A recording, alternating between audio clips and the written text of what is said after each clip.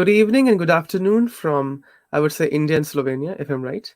And this is Abhivadan from Global Law Assembly and ISAIL. Here we are with the beginning of AI Now Season 3. AI Now has been a podcast by us in which we have been discussing about various aspects of disruptive tech, especially artificial intelligence, their ethical, policy, and legal implications. And in the last season, also, we tried to connect with stakeholders of technology and I would say legal regulation all around the world. So, for example, we tried to engage with Maxim Kalyuk from UNESCO and also Professor Roger Brownsford from United Kingdom, especially King's Law College of London, who wrote a book, Law 3.0. So, as we proceed with this, I'd like to introduce the speaker. He's again from Europe, a very, I would say, esteemed personality because of the work he has done and he is doing currently. So, let me introduce Gregor Strojan. He is the Presidente of CAHI, that is the Ad hoc Committee on Artificial Intelligence for the Council of Europe. The Council of Europe's Ad hoc Committee on AI just recently uh, completed its mandate by submitting a final draft in, I think, after the sixth plenary session. And the draft itself, of course, don't know if it is public yet, as far as the website is concerned, but certainly the stakeholders who are involved in this committee have been quite uh, impactful, and they are somewhere down the line very inspiring in many ways because the European Union has come up with an AI Act, a draft which is yet to be approved, but still negotiations and consultations are going on. Uh, there are countries representing as blocks who are coming up with their own aspects of AI governance, while we know that in the General Conference by UNESCO, the recommendation on the ethics of AI has come in. Uh, the work by Gregor Strojan and his team at the committee has been also reported by notable outlets like Politico. And of course, this is being considered as one of the most important feats, considering that even countries like China and other countries have come up with certain regulations or certain understandings on algorithmic governance or AI governance, as we call it. So I'd like to welcome Gregor into this podcast, and I would say from India, namaste. Namaste and hello, pozdravljeni from Ljubljana, Slovenia. It's a pleasure to be here, starting the third season of your esteemed podcast. And I would like to thank you on behalf of myself and Kahai that I've been sharing for the past 2 years for welcoming us into your show. It's certainly my pleasure to have you, and we would be happy to engage with you as this proceeds. So let's hope that uh, the questions are enough, and I think a great, fruitful discussion comes through. So let's have some understanding about uh, the committee itself, because again, I think for the viewers, it's important to know what the committee did, because we know that the European Parliament came up with a draft. Then, of course, the Americans came up, the Chinese came up, even the Russians are thinking about robotics and others, but not specifically algorithmic regulation for now. India is, of course, one important stakeholder, so we'll talk about Indo-European relations afterwards. But my first basic question, which I would be really happy to ask about, is your experience in the committee. What does the committee do? What kind of stakeholders were there? And as the final draft post the sixth plenary session was submitted, uh, how much satisfied do you feel as far as the goals and objectives, I would say the tasks of the committee are concerned? So, Okay. Thank you. Well, you know what they say. What is the recipe for satisfaction? It's low expectations. But joking aside, I think Kahai has managed to fulfill the tasks that were given to the Kahai, the Ad hoc Committee on Artificial Intelligence. We had a 2-year mandate in which we were supposed to prepare a feasibility study on design, development, and application of AI according to the standards of Council of Europe in the fields of human rights, democracy, and the rule of law. And on the basis of this feasibility study, we had a task to prepare or elaborate the potential elements for a future legal framework that would address these issues. And we did that. and we did it despite of the challenging circumstances. As you know, throughout the world, we've had the COVID situation, which in a way prevented physical meetings, but at the same time, it allowed us to move into the video conferencing sphere, and perhaps because of that, we were even more effective as we would have anticipated in the beginning. In the beginning, we set a roadmap for our project or for our task, and for many of us, it was the only roadmap that we had a chance to look at in the past 2 years. And the roadmap had 5 plenary meetings scheduled. At the end, we had 6 plenary meetings. And I'm happy to say that we have adopted um, a document of recommendations that will feed into the future work of the Council of Europe for the preparation of an upcoming AI treaty, for which negotiations are supposed to start by May this year, so in about 4 months. And the document is at the moment still considered restricted. It needs to be vetted by the main policy body of the Council of Europe, the Committee of Ministers, and I think this will happen next month. And after that, if they take note of it, if they adopt it, we will be able to submit it to the general public. But I think I can say that it's a relatively short document. It has, I think, 64 paragraphs. And each of those paragraphs is an elaboration of what kind of articles, what kind of paragraphs should be included in a future legal document. So it gives certain building plan or a recipe for how to prepare treaty that would deal with the subject of AI application design and development in an efficient way in order to prevent the negative impacts that it might have or it's already having on human rights, democracy, and rule of law. That said, perhaps it would be worth explaining a bit more about the ecosystem in which this document or our work has developed. You have represented the different initiatives that are being developed or have been developed over the past year or a couple of years by various institutions. And Council of Europe is the oldest and largest human rights oriented intergovernmental organization of Europe. It consists of 47 member states, which is all of the countries of Europe except for Belarus, and also most of the countries from the former Soviet Union, which is the Russian Federation, Armenia, Azerbaijan, Georgia, etc. Its member is also Turkey. So overall, it has it represents over 830 million people. Then we also have European Union, which has 27 member states. And all of the European Union countries are also part of the Council of Europe, but not vice versa, of course. And we see that these both instruments, what's being prepared by the European Union and Council of Europe, will eventually become complementary. Hopefully it will be complementary. And we've seen this in past as well with various other instruments that have regulated the impact of technology on humans.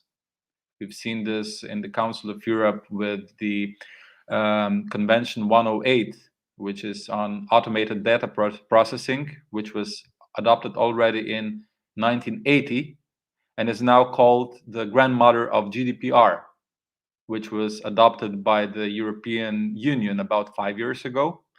And it's precisely because of a combination of the instruments produced by the Council of Europe and European Union that these instruments can become global standards, because the treaties adopted by the Council of Europe can be acceded to by non-member states, but non-member states cannot accede to the instruments of the European Union.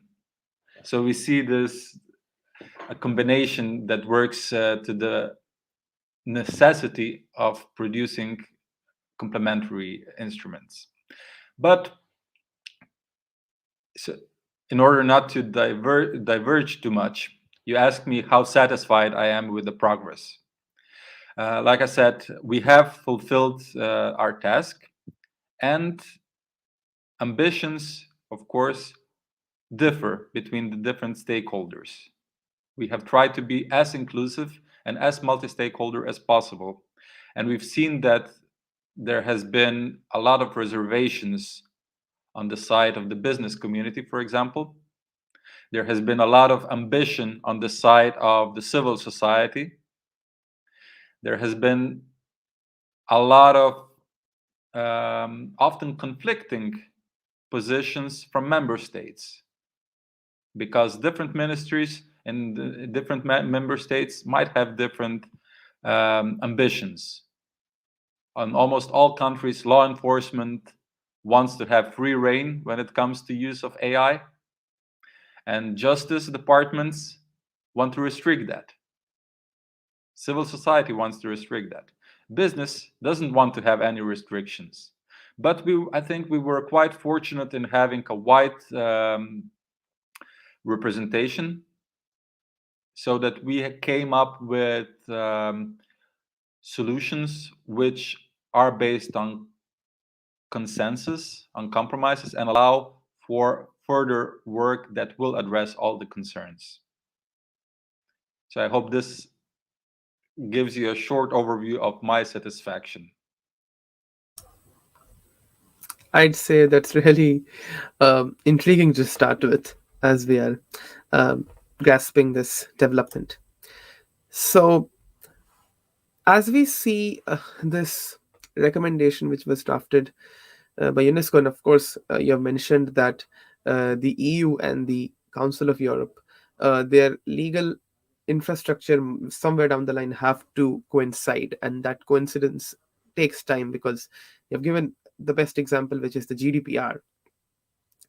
Uh, One thing which I would like to understand is that uh, how much do you consider from a matter of let's say jurisprudential expediency, because sometimes the conceptions which are agreed at a jurisprudential level, they need to translate into policy, and these recommendations and declarations actually reflect, because we all know that in international law, agreement on a treaty is a very, very long process.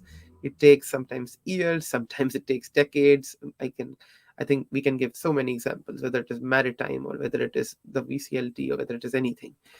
Um, so, in that regard, if we try to compare the work of Council of Europe's this committee and the current act as well, in line with the UNESCO's recommendation which was adopted, how much commonness and how much differentiability do you see at the levels of the stakeholders? Because you pointed out pretty correctly that the business side, which is the corporates and startups and MSMEs and all of those, they of course want to have more self-regulation consideration rather than too much top-down regulation. And this is something I've discussed with professors in various European law colleges.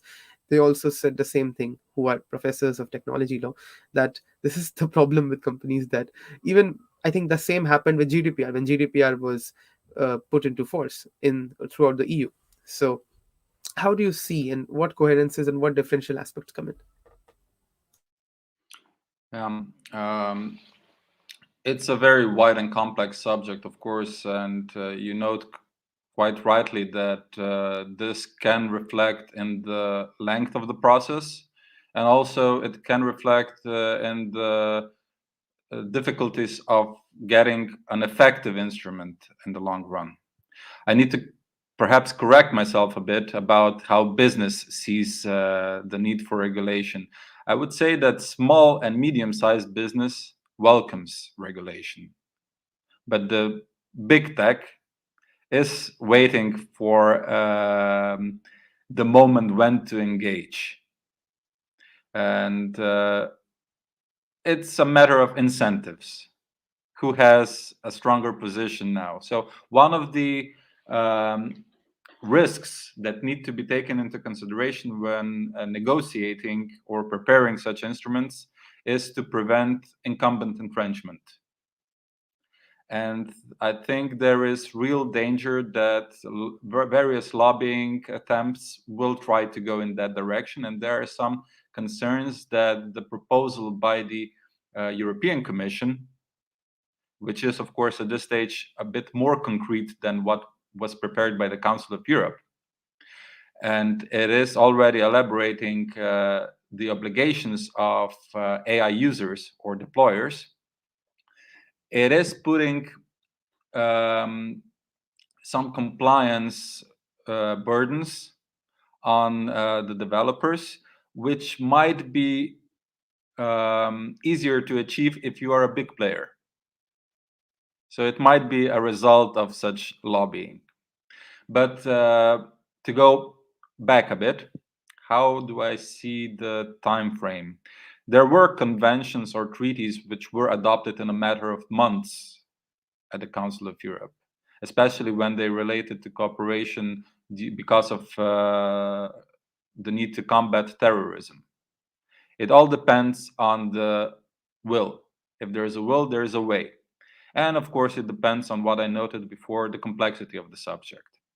So when it comes to Council of Europe, the main task will be to, and already has been by the, defined by the CAHI, to frame the ability or the necessity and the priorities appropriately, so that we do not go too far, that we do not go too wide, because if we go too wide, we stretch the fabric to the point that it might break, or we might stretch it to the point that we will negotiate forever or not achieve consensus.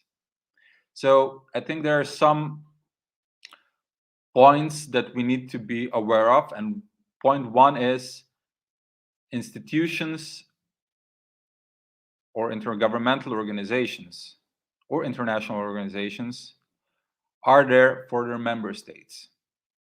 And it is up to member states to dictate what the mandate of these institutions should be and how they are managed so that they are efficient, which means that they should not expand the scope of what they're doing to the point that it would be in competition with other institutions, or that it might dilute the expert pool that is needed to prepare such instruments. And as you can see, almost everybody wants to be first now. And I'm completely against that. I think we should develop the instruments by careful examination what is already out there, and by trying to be in synchronicity. So when it comes to Council of Europe, our addressees are member states. We are not addressing the private sector primarily. We're addressing member states who have an obligation to ensure the standards for human rights, democracy, and rule of law within their territory. If they do not succeed in doing that, they are liable according to the statutes and institutions of the Council of Europe. They can be fined, etc., etc. European Union can address the market directly, but it does not have the same mechanisms to address the issues related to human rights, democracy, and the rule of law, because the Council of Europe has a specialized court that deals with that. So the Council of Europe, if it sticks to the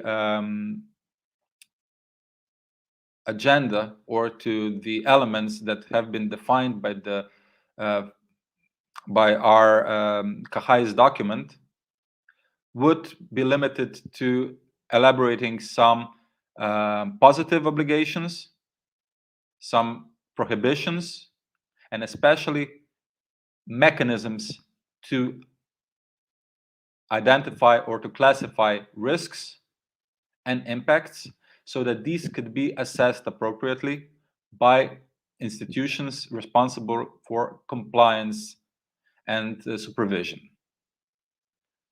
And the task now, the biggest task will be to um, elaborate by the convention what are the actual negative and positive obligations, where do we set the potential bans, and how this can be then um, how this compliance with that can be supervised by the independent authorities. And we can see that this will happen simultaneously with the attempts by the European Commission and the European Union. So there is a chance that already at this stage we will find some common solutions, especially to risk assessment and impact assessment. This is one of the biggest criticisms that the European Commission's proposal received, that it did not have any methodology when it comes to risk assessment. So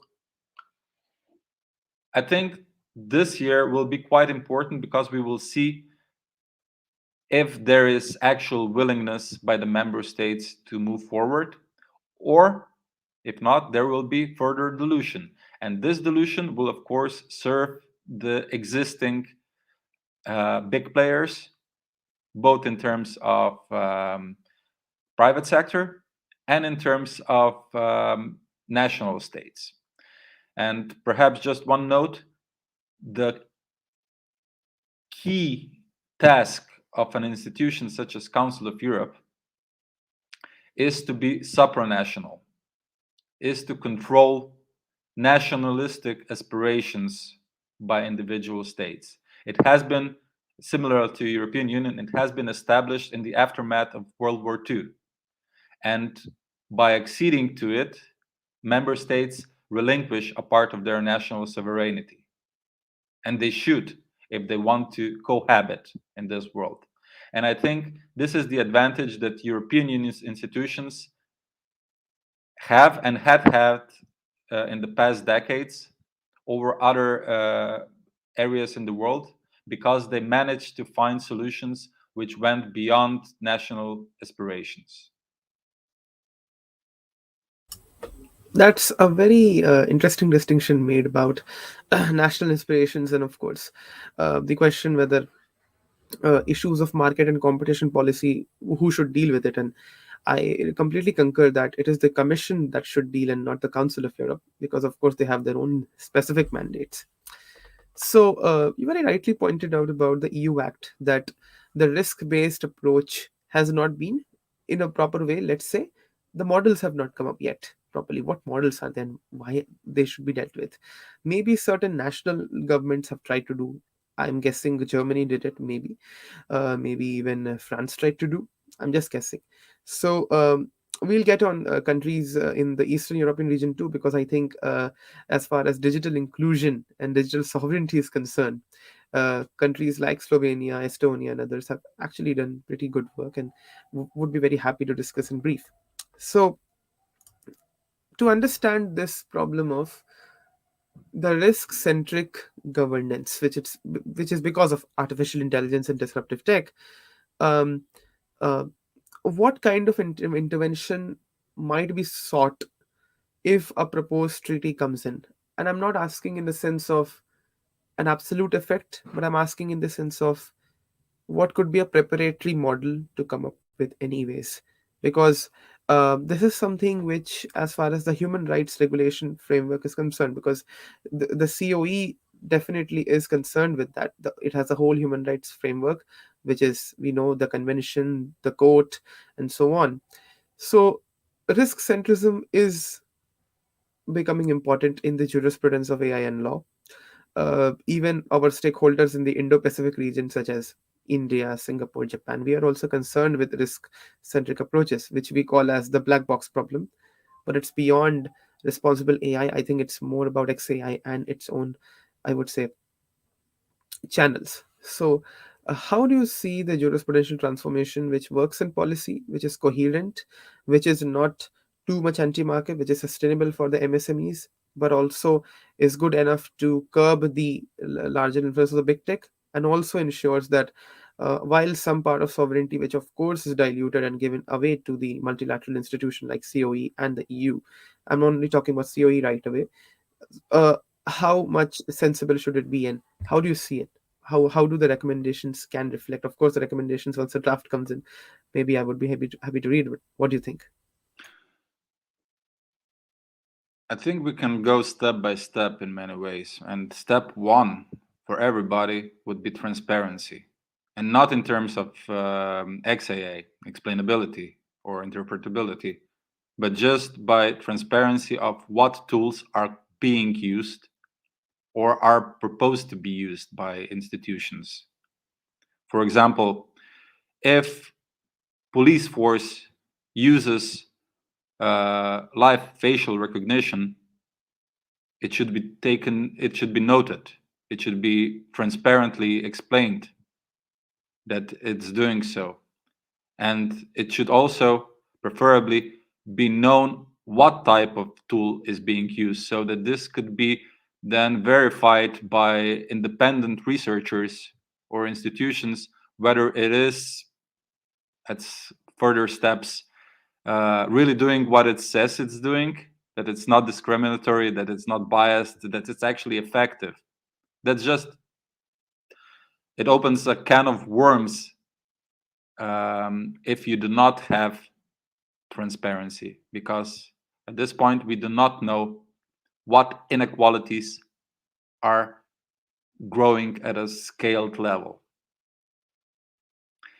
And when you have transparency, you need to have models how to assess effectiveness of the tools. And this can be something that should be welcomed by institutions and private sector.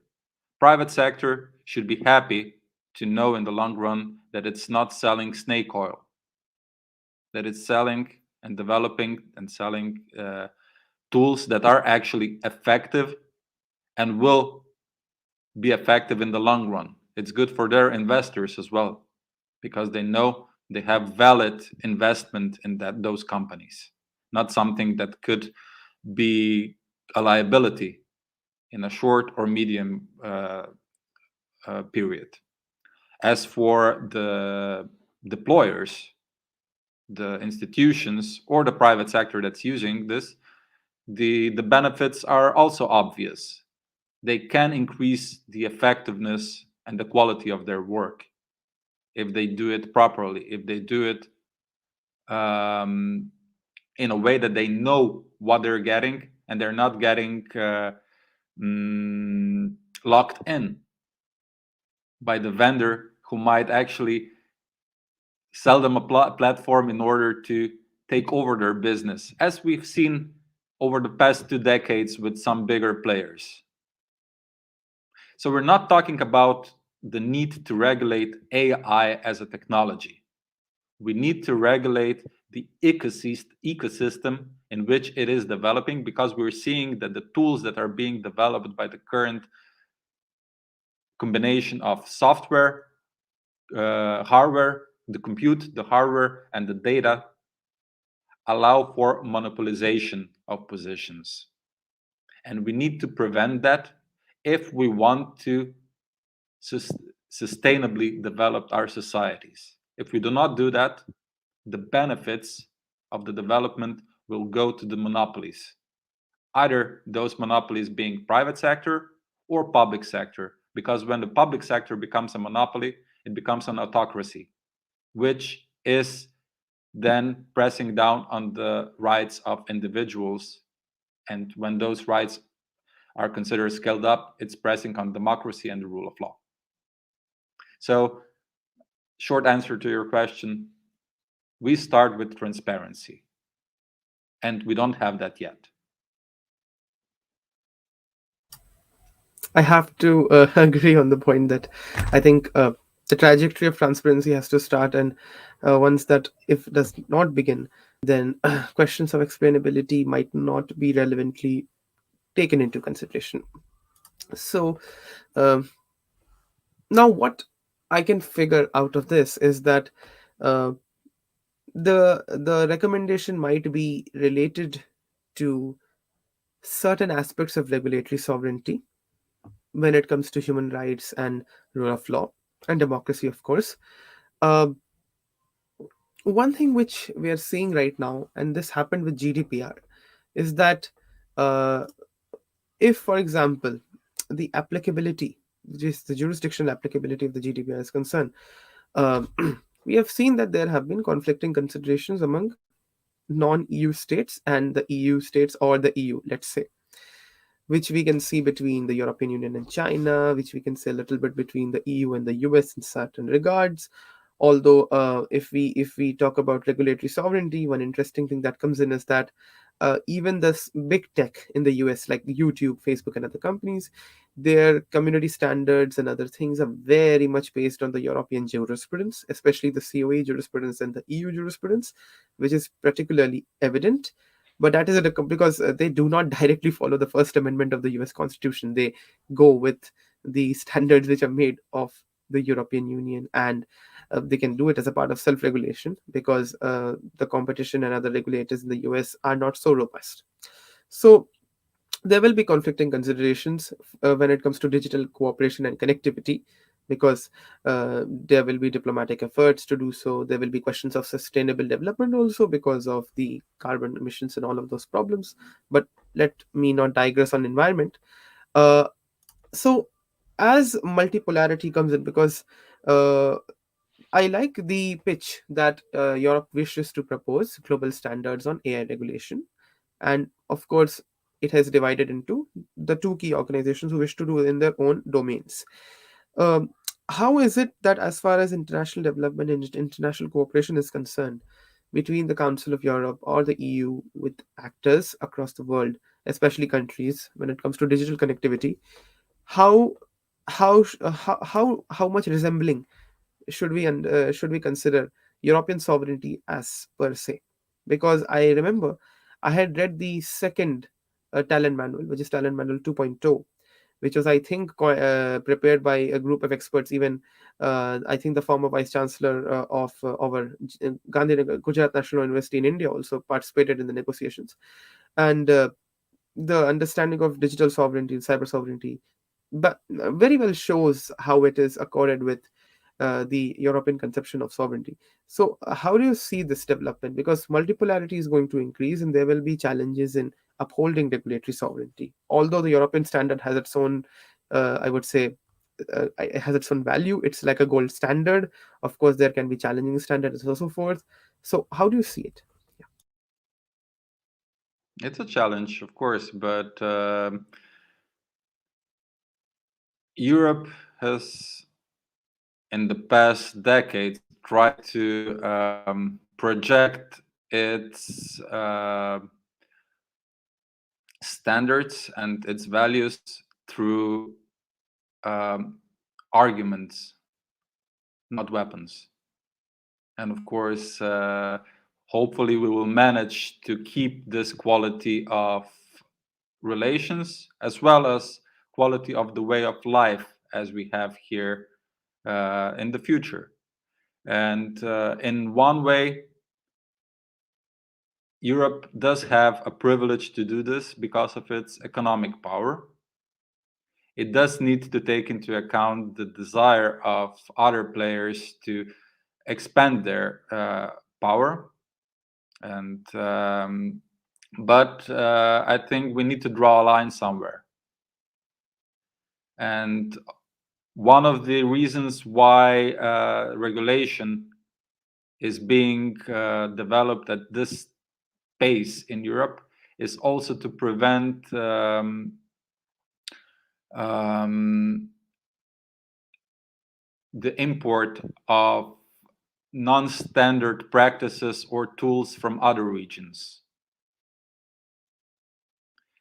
And when it comes to various other issues, such as we've mentioned GDPR, it is being effective when it comes to especially the big tech, because it can also use penalties. There could be more done in terms of taxation, etc. So it is using its size of the its economic size as a leverage. And the other leverage, of course, is the quality of the arguments. It's not doing it to enforce its values on the others, but it's primarily doing it to protect the values that should be considered or are actually considered universal, but they are implemented at different stages. Of course, some countries favor liberal approach and allow the business to do as it will until they find mobs at the doors of their Congress. Others favor authoritarian principles that can identify individuals when they already think that they should protest.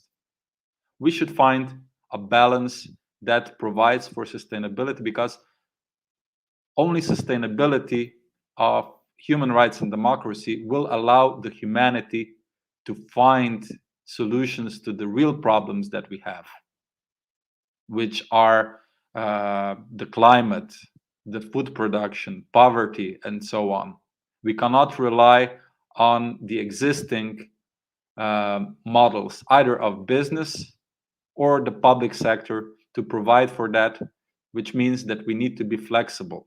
And this is why we need to be open and as inclusive when it comes both to development and implementation of these standards. So I think this is the advantage that this European approach has. And also, as I mentioned before, that partial relinquishment of sovereignty is important if you want to find compromises. And this is where intergovernmental institutions or supranational institutions such as Council of Europe and European Union have a certain success already behind them. That's really intriguing. So let's go ahead to the final portion of this discussion, and I'd like to combine two questions together. One is about the cooperation between India and Europe, and you might be aware of about the cooperation between India and Slovenia also to some extent. So, uh, or we can have this one as a second portion. Let me ask the first portion because I think that is more connected to this. Now, after the fall of the Soviet Union, various Eastern European countries basically became nation states, and we see countries like Georgia, Estonia rising up, um, coming up with some amazing aspects and infrastructure considerations when it comes to digital inclusion as well as digital sovereignty. And we see that the Eastern European countries are pretty much contributing into it in a much reasonable way.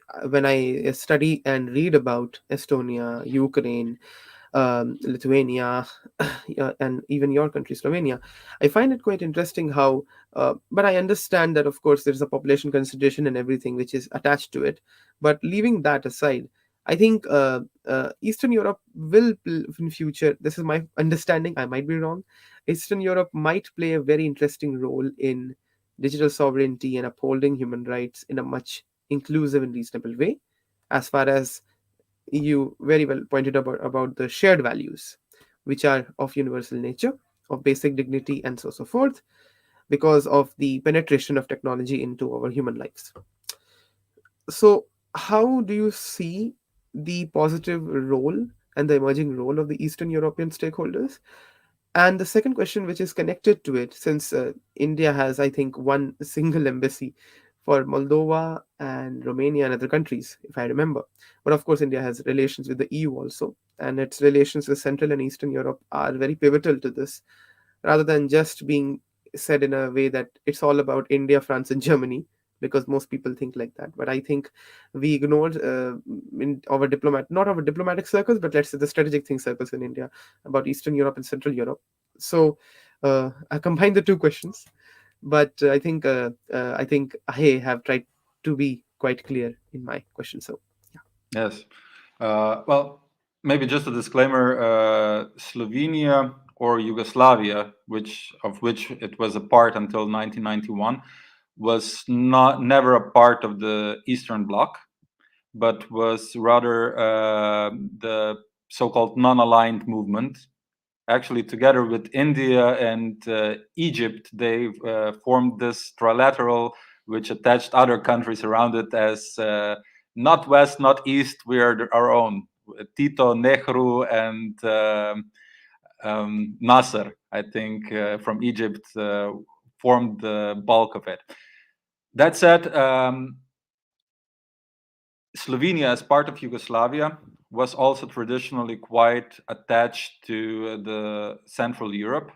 It's actually between Italy and Austria. I have a 2-hour drive to Venice and 4-hour drive to Vienna in the other direction. So traditionally, it's been part of this infrastructure, both technically and intellectually. And similarly, I think we can also see some connections between Estonia and Finland, but that's a different story. That's the Baltics. What I want to say is that traditionally there has been a lot of emphasis on knowledge, technology, and transfer of knowledge into creating infrastructure in the society here.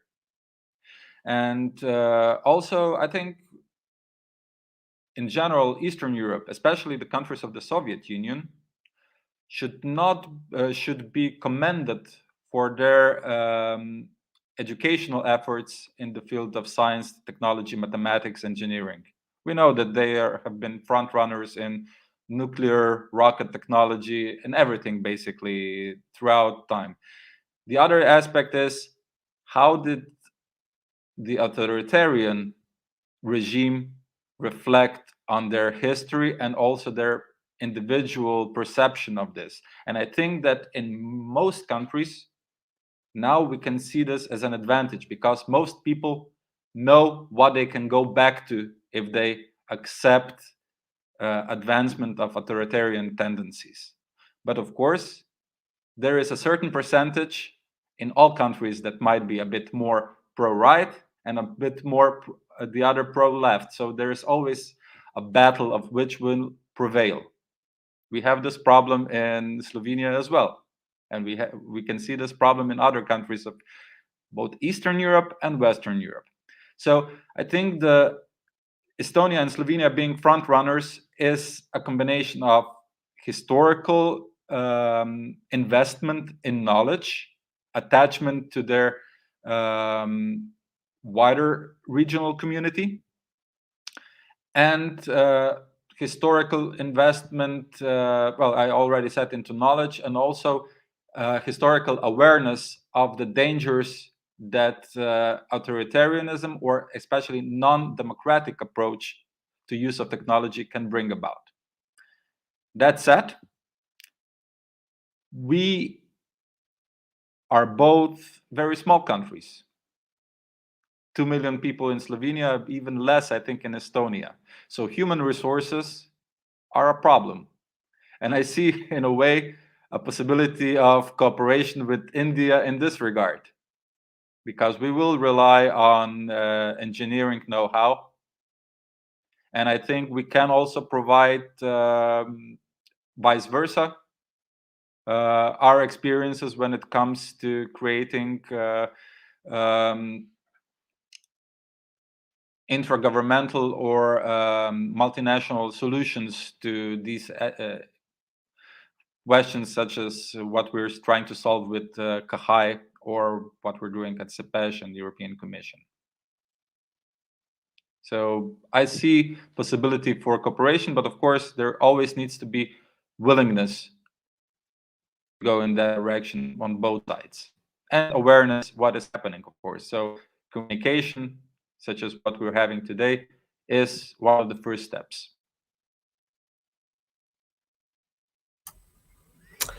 I really find this interesting, and um, it does relate to, and you can correct me from history if I'm wrong or right. Uh, can we relate it to the former the Polish Lithuanian Commonwealth in the older times? Can we relate it to what kind of innovativeness was there or not? Can we? And just this is just a quick question that came into my mind. So yeah, Well, I'm not that much of an expert on the Polish-Lithuanian Commonwealth, but I do. Um, well, I wouldn't know how to comment on that. that's not certainly not a problem. So I think we really had an enriching session, and I think viewers who will watch this later and also who are watching, they will learn a lot about how Eastern European economies and their stakeholders have sustainably empowered and come up to this level. And I think there is a lot in terms of cooperation between India and Europe, especially Central and Eastern Europe.